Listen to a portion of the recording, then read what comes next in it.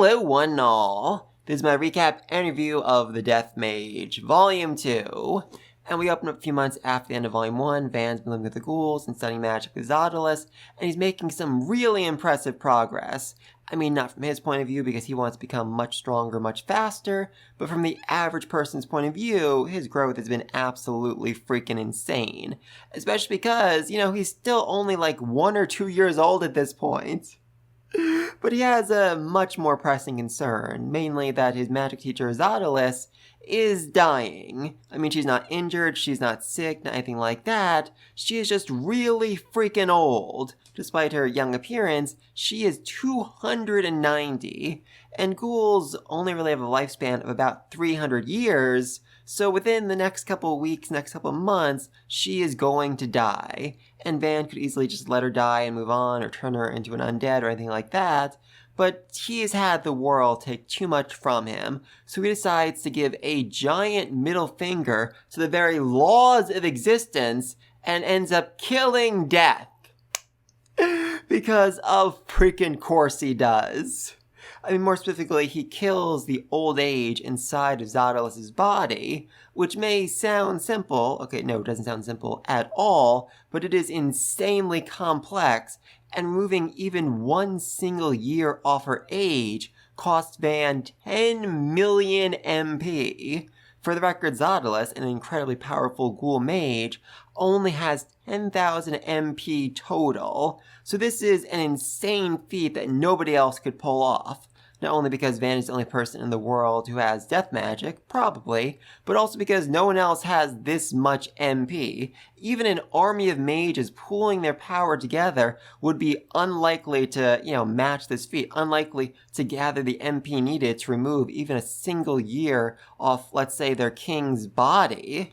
And Van removes 10 years off of Zodilus's body in one single night. And then he does that again the next night, and the next night, and the next night. And, people are starting to talk because there's a lot of moaning coming from Zodilus's tent, and she is energetic, alive, frisky even. And this leads to one absolutely fantastic quote. That crusty old elder is acting like a young girl. If that isn't love, what is it? Well, it is magic that defies the very laws of nature themselves. That's what it is. And if you're wondering, hey, Van is like 2 years old. Do they really think that he can perform in that way? Their argument isn't wrong. They're like, well, we couldn't, but he is a freaking Dampier. He's not like us. He's weirdo. Maybe he just, matures differently. Which is a fairly sound argument considering the fact that, even at Van's young age, he's able to walk, he's able to talk, and he's able to cast, advanced magic. So him being able to perform does make a lot of sense. But with that solved, Van decides to go around the village, and he realizes, hey, when I first got here, there were a lot of pregnant women, and I'm not seeing any babies. What's going on with that?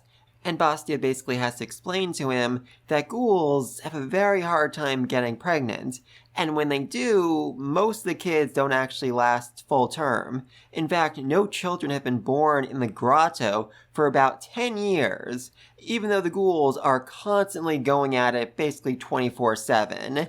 And this does make a lot of sense. The ghouls are essentially already dead, or at least they're dead enough for Van's death attributed lore skill to affect them, so them getting pregnant shouldn't be possible in the first place. It is like they are spitting in the face of God. Whichever god they may be worshipping. And so Van decides, okay, you know what? These ghouls, these villagers, they've been so good to me these last few months, so before I leave, I'm gonna fix this. Though I will definitely keep it a secret from my mother. And that was a line that really confused me until the next scene, where Van explained that his way of fixing it was first to observe. Observe young couples before they performed, after they performed, and while they performed. Van was in the room using his spirit body to infiltrate their bodies and see exactly what was going on. So yeah, it makes a lot of sense he didn't want his mother to know about this. And what he found was, well, first of all, eggs and sperm don't really last all that long for ghouls. ghoul women are only fertile for like an hour a month. That's it. And if they miss that period, they need to wait a whole month before they can try again. And the second issue is the fact that the actual fertilized egg lacks vitality and is viewed as a virus by the mother's cells, so it is very quickly killed by the mother's own body. Very sad, but either way, Van is able to stave off death and instill vitality in the egg, the sperm, and the fertilized egg, and very quickly is able to basically get every single ghoul in the village pregnant. Huzzah! Though not in the way that sounded. Though a lot of them are hoping that when Van does grow up, he will be the father of their children. Which, I mean, I'm glad they're waiting. But now that the fertility issue has been solved, there's a much more pressing concern. Namely, the army of orcs being led by the noble orc, Bugo Gogin, who are on their way to dominate the entire Demon Baron, kill all the male ghouls, and take all the women for themselves. Oh no! And up to this point, the noble orcs have avoided, attacking this particular Demon Baron because they are afraid of Zodilus. Not really because Zodilus could actually, wipe them out, but because, she could deal a lot of damage to their slaves and lower their numbers, and that would just be a big headache. So they decided just to wait for her to die, because their Cobalt Shaman said, oh yeah, she's gonna die any day now.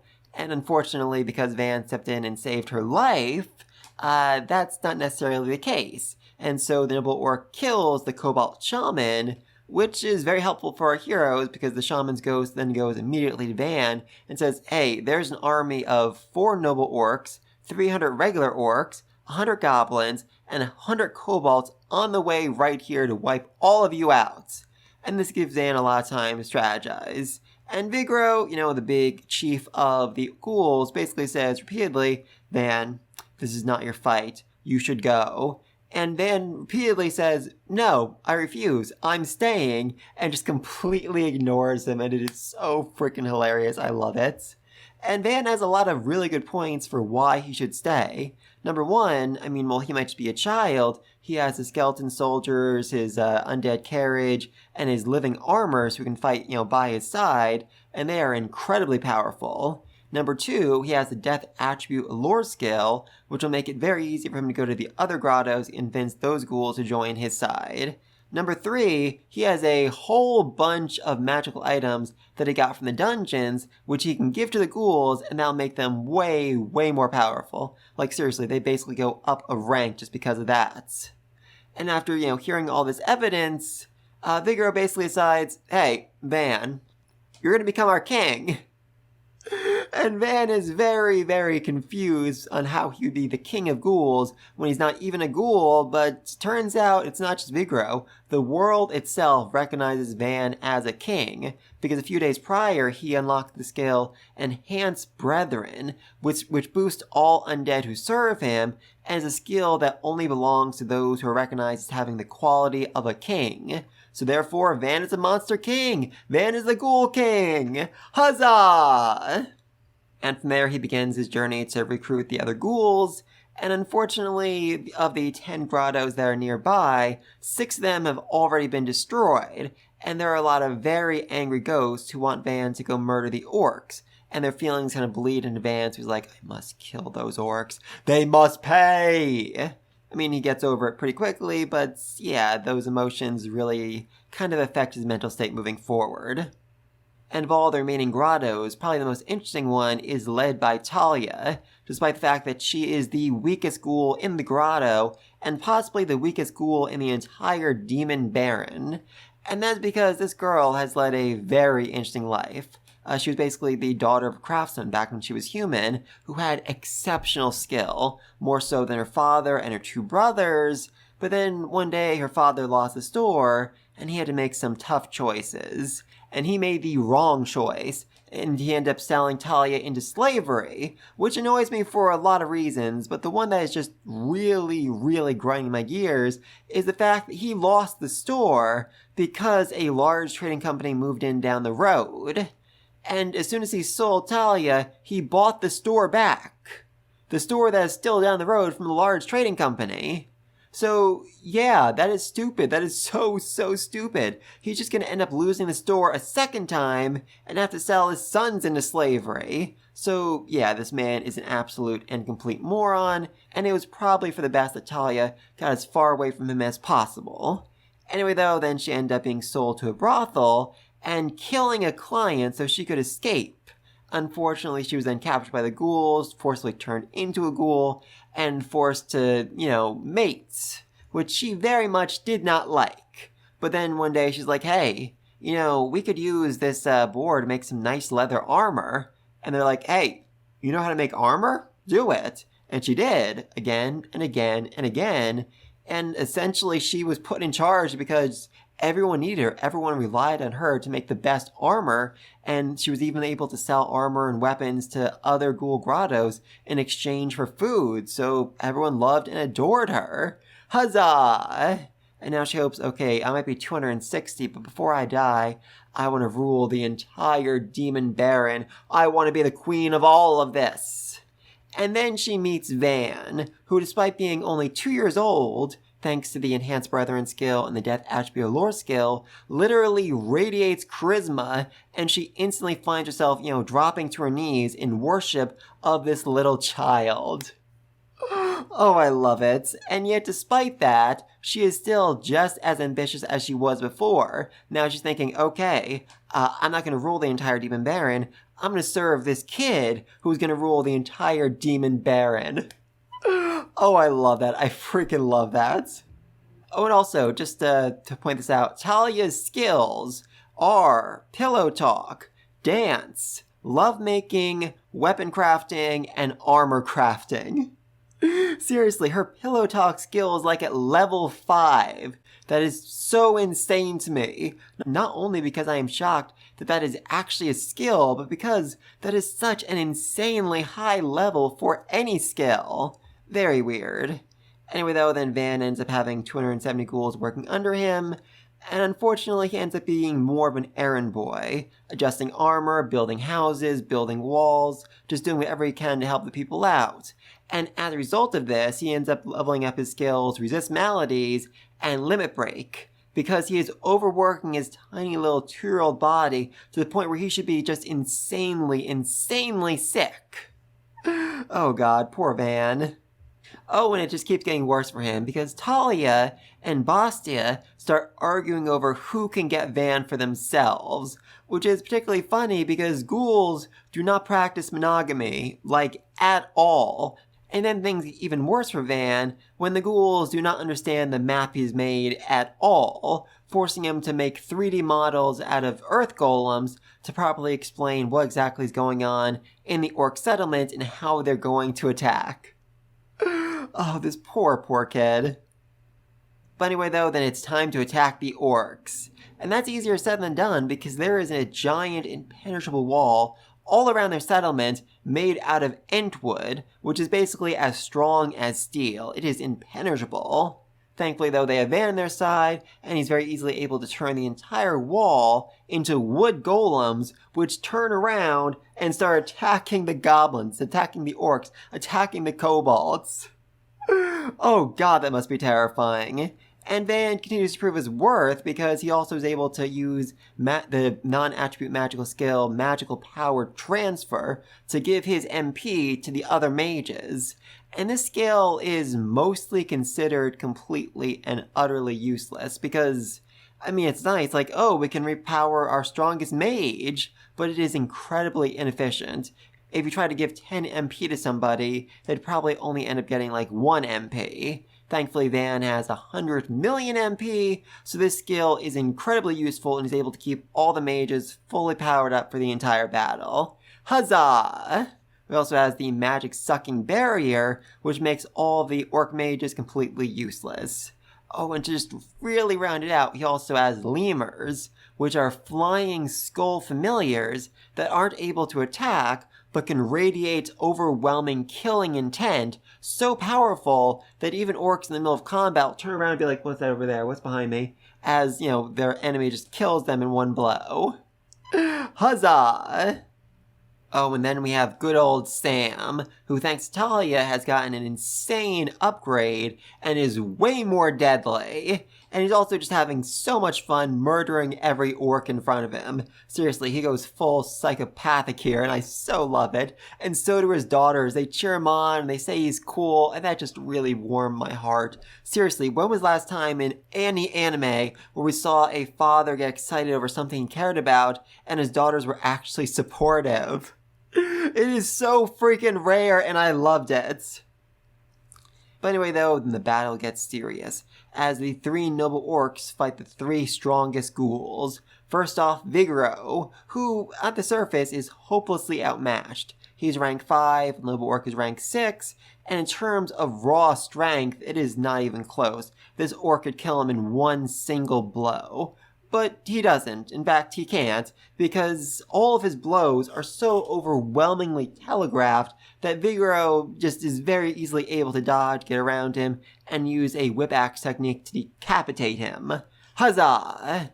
Then we have Zadalis, who's fighting a noble orc with a bow, and his 5 orc knights with shields. Thankfully, she's being underestimated because this orc really wants to capture her lives. He figures, hey, she is strong at magic. She can probably make me some really strong kids.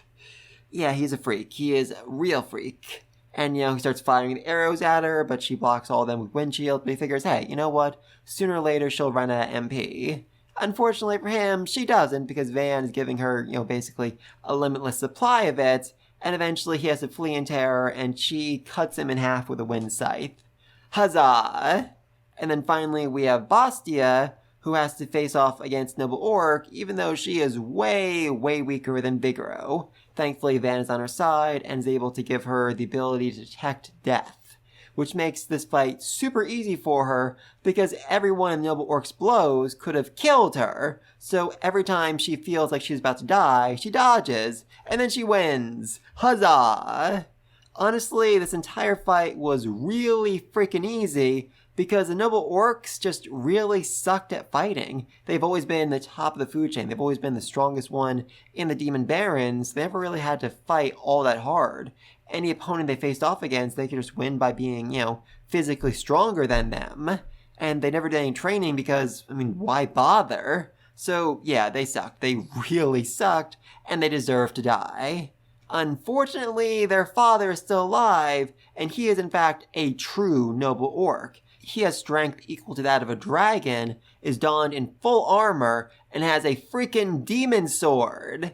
And as Van is looking at this dude, he thinks, okay, I am going to die. There is seriously no way I can fight him that won't end in somebody dying. The only possible solution I have is just to try and fight him by myself. And even then, I have a 50% chance of dying. So that's bad. That's very, very bad. Thankfully, Van has his anti-attack barrier and his magic sucking barrier, meaning that all of Noble Orc's blows are absorbed and can't actually reach him. Unfortunately, even deflecting a weak regular attack cost him 5,000 MP. So sooner or later, he's going to run out of MP, and this Noble Orc will kill him. So he decides, okay, I need to do something desperate here, which is particularly funny because Noble Orc is like, oh my god, I'm going to die, I'm going to die, I'm going to die. He is fully freaking out right here because none of his attacks are reaching Van. Van's attacks are all, not necessarily hitting him, but he has to put his full strength into deflecting all of them, and it's left his hands numb. And most importantly, Van has shown no fear for this entire battle. Technically, Van isn't really capable of showing fear for whatever reason. He can't really, change his facial expression, so he's just like this the entire time. I'm scared. I'm happy. I love you. Which is super freaking creepy. Another reason why I want anime so badly. But anyway, though, Van can't tell that the noble orc is terrified, so he decides to do something really, really stupid. He decides to suffer a fatal wound. He allows noble orc to cut him, so that his blood will spray out onto noble orc's face, and his blood is infected with a virulent poison. So almost instantly, noble orc's like, yes, I've won! Oh no, and he falls to the ground, and Sam runs over his head and kills him. Huzzah! Thankfully, Van was able to use his spirit body to move his lungs and spine out of the way of the attack, but to all the ghouls and his mother, it really looked like he had just died right there, and they are Not happy about that. But anyway though, now the battle's over, it's time for cleanup. And the first issue is what to do with all the females the orcs captured. Now when it comes to the ghouls, that's simple, make them part of the, tribe, make them part of the family, huzzah. But the captured female adventurers, the humans, that's a lot more complicated, especially because, female adventurers hunt ghouls for a living, so that's awkward. Though there is one female adventurer in particular who has shown no expression, no emotions whatsoever, much like Van, and that's because she's in fact not a female adventurer, she is a corpse. More accurately, a living dead being operated by Luciano at the behest of Viscount Valches to investigate the orc settlement and figure out how much of a threat they really are. Turns out they were a huge threat, but Van, killed all of them, so no more threats? Not really, but either way, when I was first reading this, I really did not like Luciano. I thought he was a scum, I wanted to die. But then there were three things that really changed my mind. First off, as far as I can tell, he in fact did not kill the female adventurer whose body he is now using. He just kind of, got the body from, I think, the Viscount. Secondly, he does actually feel really bad about the other female slaves and wanted to do something to save them. He just couldn't. And thirdly, while the senses of the living dead are heavily, heavily dulled, he has still been forced to experience what she has experienced over the last several weeks, as she was the plaything, the favorite plaything, of a noble orc. So yeah, this man has suffered. This man has suffered so badly, and it's only going to get worse from here, because when Van sees him, not the living dead he's operating, but the man himself, the man behind the living dead. And that should not be possible for anybody. And to make matters worse, Van can also see the soul belonging to the body that Luciano is puppeteering, which also shouldn't be possible. And then, again, to make matters so much worse, Van manages to grab onto Luciano's consciousness through the living dead, which, again, like I said, should not be possible. And he could basically just keep him there indefinitely, keep him there until he starved to death, but, he figured that's probably not the best way to go about this. But instead he decides to interrogate him, basically asking, who are you? Why are you doing this? Did you kill the girl? Is the army still going to invade now the orcs have been taken care of? And then he lets him go, and, the soul's like, thank you so much for freeing my body. Now I can move on to the afterlife and be reborn. And then basically offers, I can just let you get reborn right here, right now, into your own child. Yeah, it turns out the noble orc impregnated her, and she is, at first absolutely horrified at the thought of being reborn as an orc, but Van explains he can kill most of the orc genes and let her be reborn as something mostly human. Not fully human, but mostly human. And she decides to take him up on this offer, though I am a bit bothered by this entire scene, because even though Van tries not to influence her one way or the other, his death attribute lore skill means that undead want to serve him. They want to be near him. They want to help him whatever way they can. So, yeah, that's a little bit weird to me. And it gets so much weirder as all of the other humans, upon seeing Van, start getting close to him, worshiping him, praising him, because they have also been charmed by him, even though they are all fully alive and in no way dead. And that's because they want to die. They want to die so badly that they see Van as death itself, and that makes them love him. Oh, that is sad. That is so freaking sad. And it's not just because, they were horrifically abused by the orcs, but also they know if they go back to human civilization, there is no life waiting for them. There's a fairly good chance they'll be sold into slavery, and this is in fact the better alternative. Turns out a few decades, centuries ago, they would have been executed as witches who lent their wombs to a monster. Holy mother of God, that is dark. That is so freaking dark. And once again, Van's able to basically charm them, win them over, and convince them to become his servants, convince them to become ghouls, his brethren. And again, this is kind of weird. Yes, he's, manipulating them, he's controlling them with his death attribute lore skill, but I really don't know what the better alternative would be to them just, deciding to become ghouls. I mean, I guess it'd be just Van straight up executing them like they wanted, but I don't know. I really don't know about that. Anyway, though, then Van gets a lecture from Zardalus, Bastia, and his mother over a suicidal tactic to take down the noble orc. Though Vigoro says, he was brave, a real man, he's proud of him. Thankfully, though, this lecture is fairly short, and that actually surprises Van, because he's used to lectures being much longer and much more violent. And when he makes a comment about this, referring to his second life and his first life, where things are just so awful, Bastia and Zardalus wonder, Van, what kind of mother did you have? And this just really hurts him because, his mother in this world, his one and only true mother, has just been so overwhelmingly nice to him, is so kind, so perfect. He can't stand the thought of, them thinking poorly of her. So he explains everything. His first life, his second life, the fact that, he reincarnated, the fact that there are 100 other reincarnators on their way to this world. And after hearing all of this, they actually describe that as the least crazy explanation for all the insane things Van can do at 2 years old. Oh, I love it. They also aren't really concerned about the 100 heroes on their way to this world for a lot of reasons. First off, it's unlikely they're all going to die at the same time, so they'll probably, pop in 1 or 2 at a time. And unless, the god intentionally tries to close them together, which seems unlikely for him, they'll be spread out across the entire world. A world without email or phone or internet or anything like that, so they would have a very hard time finding one another. And perhaps most importantly, they can die. The very fact they're supposed to die in the second world and get reborn in the third world means that the god would not have made them immortal, would not have made them unkillable. Therefore, Van can in fact actually kill them somehow, some way. Huzzah! And so they instead decide to focus on the present, on the current threats they're facing.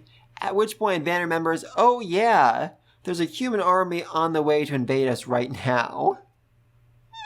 Which is something he seems to have completely forgotten about. Oh, I love this man. Anyway, though, speaking of the army, then flash over to Luciriano, who's giving his report to Viscount Valchez and Marshal Palpapek. That's a really weird name. Some very weird names in this series. Anyway, though, the Viscount is absolutely thrilled. He's like, it's over, it's done, there's no more orcs to deal with. Whereas the Marshal is like, no, you know what? I think we should send even more troops. In fact, let's include High Priest Golden and the B-ranked adventurer Riley, both of whom are people who are responsible for the death of Van's mother. So, yeah, that's kind of important. And the Viscount and even the Marshal's own soldiers feel this is fairly unnecessary because, orcs are just monsters. They're ravenous. They destroy everything around them, but ghouls don't stray out of the Demon Barrens, ever.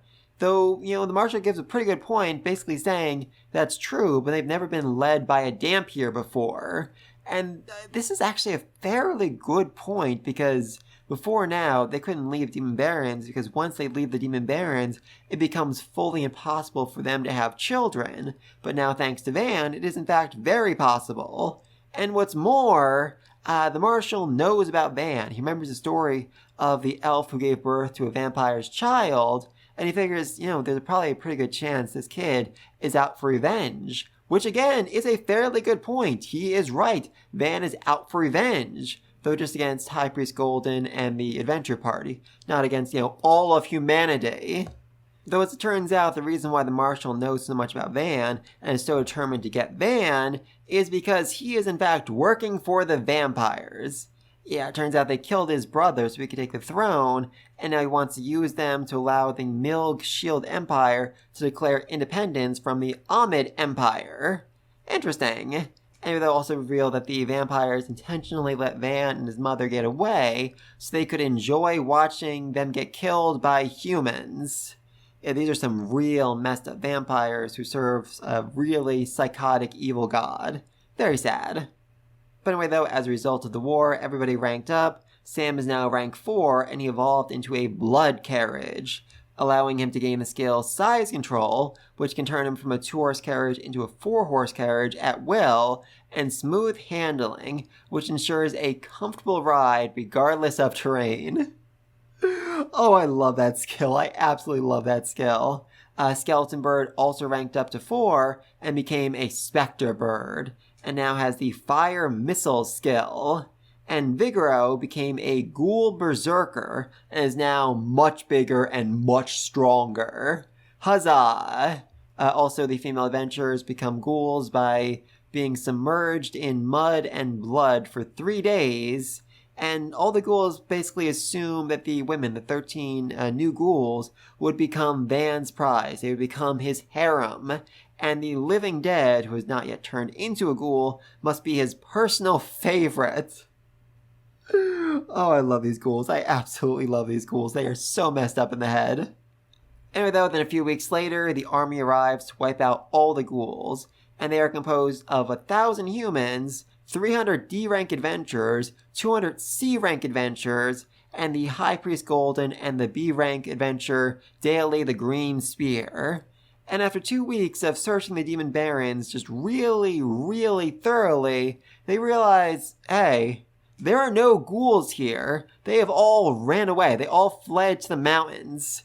And everybody is pretty happy about this. The adventurers and soldiers, they got a pretty good pay, and they spend the time in the Demon Barrens killing a lot of monsters and are able to sell those materials for a lot of money. I mean, Golden and Rowley are, very disappointed they couldn't kill Van, but everyone else is like, hey, no fatalities, we did pretty good here, we did pretty good. And as for the Viscount, he is thrilled. He literally does a jig, because not only did he not lose any of the soldiers, any of the adventurers, anything like that, but the Demon Barrens have been so cleared out of monsters that they can now be purified and turned into rich new territory. Huzzah! Oh, though the Marshal is very, very angry, not only because he failed to kill the Dampier child, but he also needs to explain why he paid for 1,000 people to spend 2 weeks in the Demon Barren to face off against a threat that nobody saw, and as best they could tell, never actually existed. Oh, poor Marshall. I mean, you suck, so I don't feel too bad about you. Anyway, though, as for where the ghouls were, they all ran away. They fled to the mountains because Van's scouting figured out there is a undead city past the mountains full of undead, the perfect place for Van to flee to. Huzzah! And so he made a fleet of cursed carriages out of Entwood, which earned him the carpentry skill, and used golem creation to cut past the mountains, which earned him the engineering skill. And along the way, all the ghouls who were impregnated by goblins, kobolds, and orcs give birth. Though because Van injected them with death magic to keep them healthy and alive, they aren't regular babies. In fact, they're all entirely new species. Black goblins, Anubises, and orcas. And after 2 months, they are already bigger than Van, which seriously, seriously hurts his pride. Poor little Van. But anyway, though, after 3 months, they finally managed to make it to the city of the undead. Huzzah! And I've got to say, I'm so freaking excited for what comes next. I may read the manga, so I kind of know what's going to happen, but at the same time, I do not understand a lot of the politics, the countries, all of that. And there's some elements that I really want a better explanation for. So excited to see all that. But please, let me know what you think down below. What do you think of this volume? What do you think of the manga adaptation? I mean, as best I can tell, it was kind of 1-to-1. There wasn't a whole lot of differences. Just like more of an explanation for a lot of the elements. And what other series should I cover? Let me know what you think of all this down below. And until next time, peace!